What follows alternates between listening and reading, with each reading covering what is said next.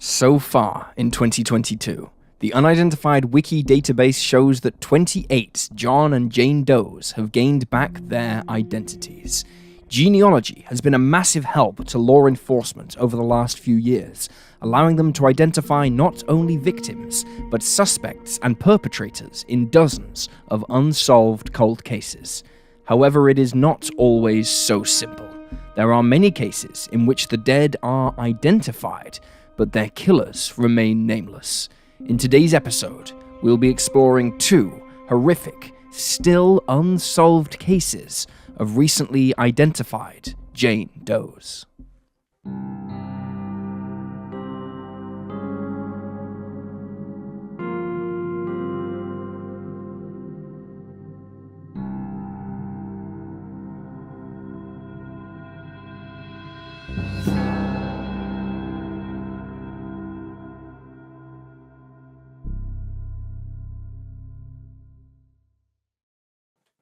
Carolyn Celeste Eaton, formerly known as Valentine Sally.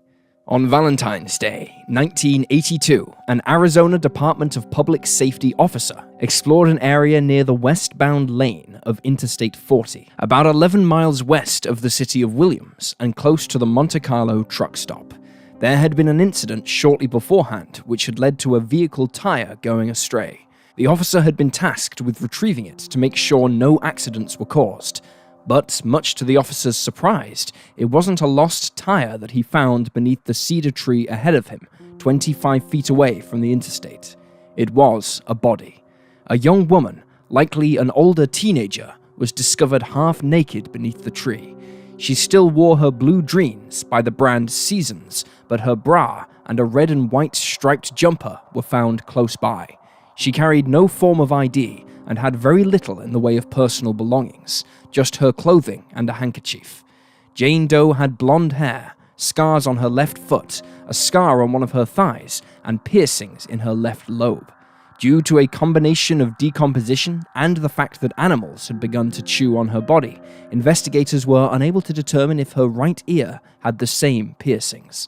Judging by her belt loops, law enforcement determined that Jane Doe had been dragged to the spot where her body was found. The condition of her remains made it difficult for the medical examiner to determine her cause of death, but it is believed she was strangled. One of her lower molars had been prepared for a root canal shortly before her death, and she is estimated to have died sometime between the 1st and 6th of February, although witnesses place her as being alive on the 3rd. Appealing to the public for help, law enforcement began to put together a timeline of Jane Doe's last known movements. A student at North Arizona University recalled picking up a teenager matching her description on February 2nd, traveling north. The girl said that she was coming from Phoenix and that there she lived with friends and worked as a dishwasher. However, some family issues had prompted her to travel to New Jersey. She intended on reaching Flagstaff, where she could hitch a ride from a long-haul trucker to get to the East Coast. Interviewing staff at the Monte Carlo truck stop in Ash Forks, detectives encountered a restaurant worker named Patty Wilkins, whose family owned the establishment.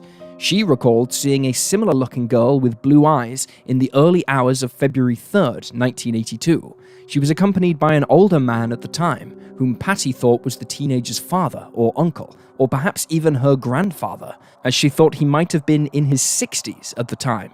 According to witnesses, the man expressed concern over her teeth. Patty remembered that Jane Doe asked for painkillers, and the restaurant worker gave her what she had, baby aspirin, which the teen placed on a lower molar.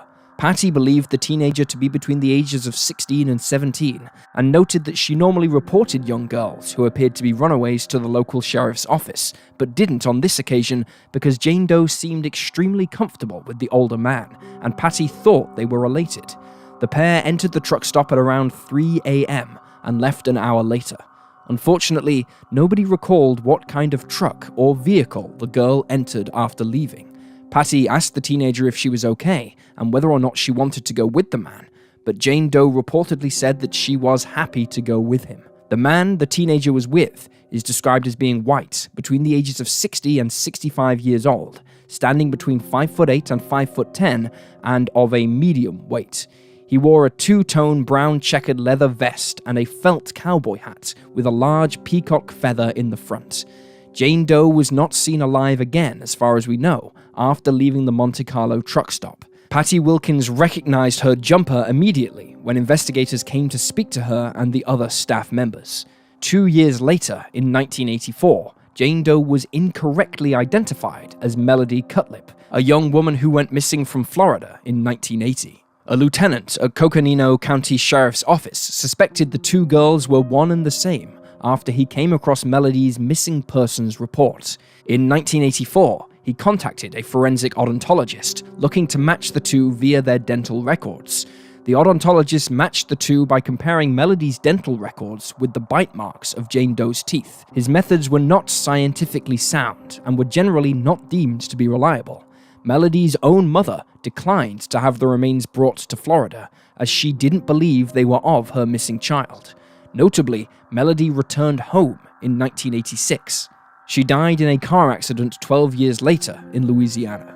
Jane Doe was buried in a cemetery in Williams, Arizona, and her burial was paid for by Patty Wilkins. Her headstone was later engraved with Melody Cutlip, with Valentine Sally underneath. For some time after it was proven that the two were not the same person, Melody's name remained on the headstone, despite repeated requests from her family that it be removed. In early 2021, the Coconino County Sheriff's Office announced that they had identified Jane Doe with the help of the National Center for Missing and Exploited Children, the National Missing and Unidentified Persons System, and the Arizona Department of Public Safety, as well as a private genealogy company. She was identified as 17-year-old Carolyn Celeste Eaton, who was born on October 1st, 1964, and went missing from St. Louis, Missouri around Christmas of 1981. She reportedly ran away from home following some sort of argument there. However, it appears that a missing persons report was never filed by her family. Little is documented online about Carolyn's early life or the reason that she ran away from home. Additionally, there are very few theories in her case. It is generally believed that she became the victim of the man she was traveling with many online sleuths suggesting she rejected his sexual advances and was killed in retaliation. However, the main suspect suggested by armchair detectives is Royal Russell Long. Long was a violent criminal and a suspected serial killer with a history of extreme sexual violence and convictions for abduction. He died in prison in 1993 and was even accused by his own daughter of molestation. He pled guilty to the charge of kidnapping in connection with the disappearance of Sharon Baldeagle in 1984, and he is suspected of being involved with the vanishings of two women in 1974 in Wyoming, Deborah Mayer and Carleen Brown. Long is perhaps most known for his suspected involvement with the disappearances of two 13-year-old girls who went missing from the Oklahoma State Fair in September of 1981. Cinder Pallett and Charlotte Kinsey attended the carnival together, and Charlotte called home to tell her parents that the two had been offered jobs assisting a fairground worker to unload toys from a truck. Her mother allowed her to take the job on the condition that she called home again at 9 p.m. At the time, Long was a carnival worker and a long-haul trucker, and he closely resembled the sketch of the suspect in this case, which was created with the help of eyewitnesses. Several other teenagers were approached with the same offer that evening, but all of them declined to help.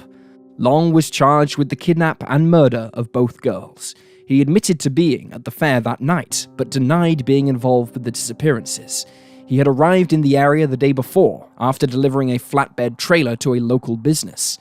Cinder's hair was recovered from his car, along with several different animal hairs, which were matched to a couple of animals, including a few dogs and a cat, she had been in contact with prior to her disappearance. Furthermore, bloodstains were found in the vehicle, although it couldn't be determined if they were human or animal, and a blonde lock of hair was discovered in Long's home, but again, it was never conclusively matched to Charlotte. In December of 1985, the presiding judge in the case against Long threw out most of the evidence, including much of the physical evidence, the testimony that his daughter provided, and the testimony given by a boy who'd been approached by Long with the same job offer on the night that Cinder and Charlotte went missing. As a result, the charges against him were dismissed. Both girls are still missing to this day. Patty Wilkins' description of the man Carolyn was traveling with has led many to believe that the man was Long. His felt hat with the feather in the front is a very distinctive item of clothing he was often seen wearing. If you have any information about Carolyn's murder, you can contact the Coconino County Sheriff's Office at 928-226-5012. Sherry Ann Jarvis, formerly known as the Walker County Jane Doe. On November 1st, 1980, a truck driver journeying past the Sam Houston National Forest near Huntsville, Texas, spotted something strange as he made his way down Interstate 45. Pulling over to the shoulder of the road, he quickly began to understand what he was seeing: the nude body of a teenager lying face down in the grass just 20 feet away. At around 9:20 a.m., the police were called to the scene. The teenager could not be identified beyond that she was a woman between the ages of 14 and 18. She had been dead for approximately 6 hours before her body was discovered, and she was naked except for a piece of jewelry and a pair of shoes. Around her neck sat a thin gold chain with a smoky brown or blue glass stone on it, and just a little further away from her were a pair of red, high-heeled sandals. They were made of leather and had brown straps on them. No other clothing items or accessories were found on Jane Doe's body, or at the scene in which her body was found. Her ears were pierced, but she wore no jewelry in them. Jane Doe's autopsy was carried out by the Harris County Medical Examiner. The young girl was described as being around 5'6" and weighing between 105 and 120 pounds, with hazel eyes and 10-inch long, light brown hair. Notably, her hair had a reddish tint to it, but showed no signs of dye or other coloring treatments. Her toenails had been painted light pink, but her fingernails were bare. The ME described Jane Doe as being well-nourished and stated that it was likely she was from a middle-class background, as she had received dental care and her body had not been starved of nutrition. Jane Doe's cause of death was shown to be asphyxiation via ligature strangulation, and it was determined that her end had been violent. It was thought that she had been strangled using a pair of tights. Fragments of those same tights and her underwear were found in her vaginal cavity. This was thought to have been done to prevent her from bleeding as she was transported between the crime scene and the dump site, as she had been sexually assaulted with a blunt instrument prior to death. Furthermore, Jane Doe had been beaten. Her face was severely swollen, especially around her mouth and eyes, and her right shoulder bore a deep bite mark. Without an ID, investigators knew they had their work cut out for them, and it wasn't long before they appealed to the public for information, hoping to establish whether she was traveling with companions and where she had been in the days leading up to her murder. Soon, they got a hit. Several witnesses saw Jane Doe the day before she was killed. These witnesses included the manager of a Gulf petrol station and 2 employees at the Hitch and Post truck stop, all of whom saw her wearing blue jeans, a dirty yellow pullover, and a white knit sweatshirt with large pockets. She was also seen carrying the red sandals found at the dump site. According to witness accounts, Jane Doe had arrived, appearing somewhat disheveled, at the Gulf petrol station at around 6:30 on the evening of October 31st. She had exited from a blue 1973 or 1974 Chevrolet Caprice with a light-colored top, which had been driven by a white male. While in the gas station, the teenager asked for directions to the Texas Department of Corrections Ellis Prison Farm, now referred to simply as the Ellis Unit in Walker County. Jane Doe was given directions, after which she left again, though this time she was on foot. She was later seen walking north on Sam Houston Avenue. Later, she was seen at the Hitch and Post truck stop along Interstate 45. Here, again, she asked for directions to the Ellis Unit. She claimed that a friend was meeting her there. A waitress who was working that evening drew a map for her and asked the young girl if her parents knew where she was. Jane Doe reportedly told her, "Who cares?" Earlier in their conversation, she had claimed to be 19 years old and said she was either from Rockport or Aransas Pass, both of which are locations in Texas. The waitress told investigators that she felt the teen was a runaway. This was the last known movement of Jane Doe. How she ended up dead on the side of Interstate 45 and who killed her are still unsolved questions in the case. Upon finding out that she had been attempting to get to Ellis Units, law enforcement questioned inmates and employees of the establishment, but nobody recognized her photograph. Reportedly, only one inmate was of a similar age to the young girl, but no connection was ever made between them. Following this, detectives traveled to Rockport and Aransas Pass looking for missing girls who matched Jane Doe's description. They even went to schools in the area, searching for her identity, but came away from these visits empty-handed. Walker County Jane Doe was buried on January 16th of 1981 in Oakwood Cemetery, Huntsville, Texas. Her tombstone was donated by Morris Memorials, a small family-owned business in Huntsville. Jane Doe's case stayed inactive until 1999, when her remains were exhumed for forensic examination and DNA extraction. During this time, authorities also stated their belief that she was likely between the ages of 14 and 16 and a half years old. However, progress at this point was slow, and ultimately the case grew cold again. In 2015, the case was reopened. DNA testing was carried out on the high-heeled sandals found at the scene, but the results of this testing have never been disclosed. In December that same year, a photograph surfaced online of a young white girl, around 14 years old and standing at 5'4". She bore some resemblance to Jane Doe. The photo came from a pair of siblings who recalled meeting the young girl while at a motel in Beeville, Texas, in the summer of 1980. They remembered that the girl was named Kathleen, either spelt with a K or a C, and was living with a couple and was possibly from Corpus Christi, also located in Texas. The girl reportedly wanted to meet a friend from Texas State Prison in Sugar Land. It has been determined that this girl is not Jane Doe. At some point in the years after Jane Doe's death, a journalist named Michael Hargraves theorized that the perpetrator was a woman, noting the use of implements to sexually assault her and the lack of semen on Jane Doe's body or at the crime scene.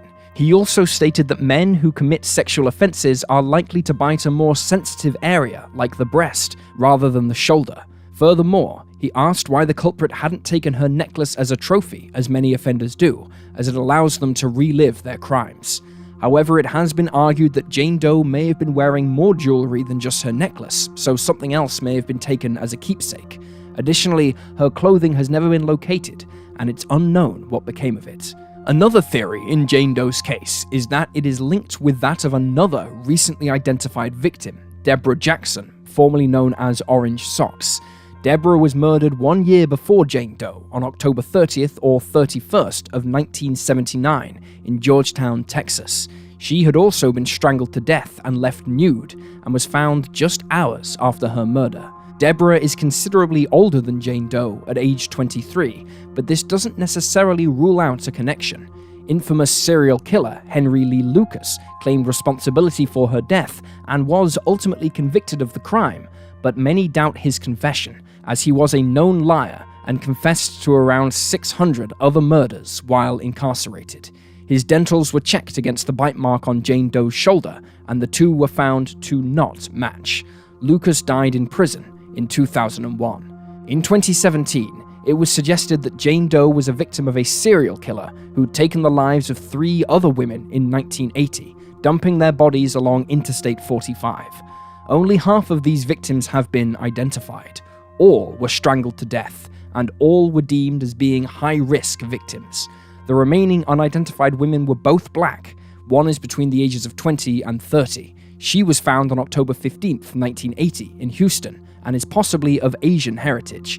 She died several months before she was found.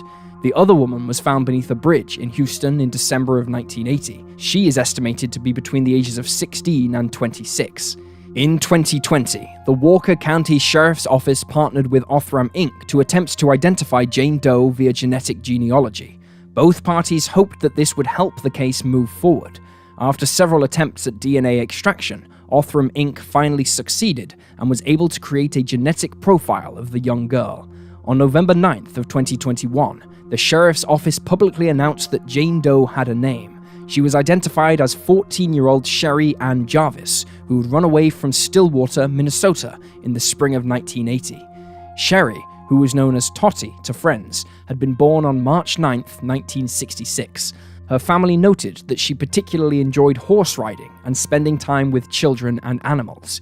In early 1980, still aged 13, she had been taken from her family's care and placed in a state home due to her truancy.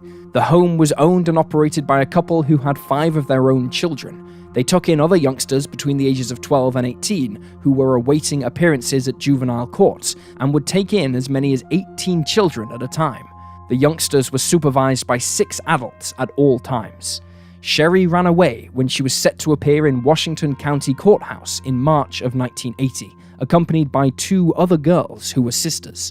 The trio made it to Green Bay, Wisconsin, before the 2 unidentified girls opted to return home.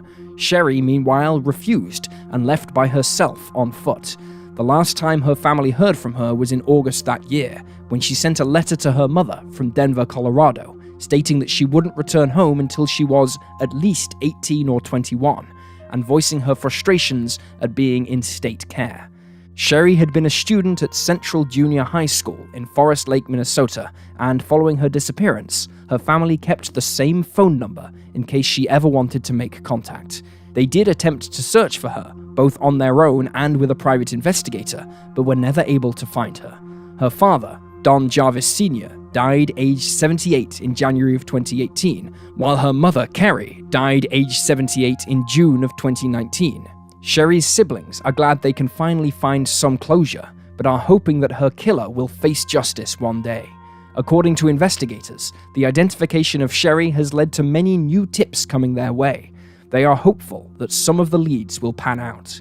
It has never been established why Sherry was attempting to reach the Ellis unit. It has been theorized that she was killed by someone she was hitchhiking with, or possibly a trucker who'd said she could sleep in his cab. Notably, her body was discovered near a truck stop, which has prompted many to suggest that this is the crime scene. Sherry and Jarvis being identified is only half the battle. Her killer is still at large. If you have any information about her case, you can contact the Walker County Sheriff's Office on 936-435-2400. And there you have the facts. Please leave a comment down below with your own thoughts and speculations, and remember to like this video and subscribe to support the channel. Thank you for watching. Stay alert, stay safe, and I'll see you next time.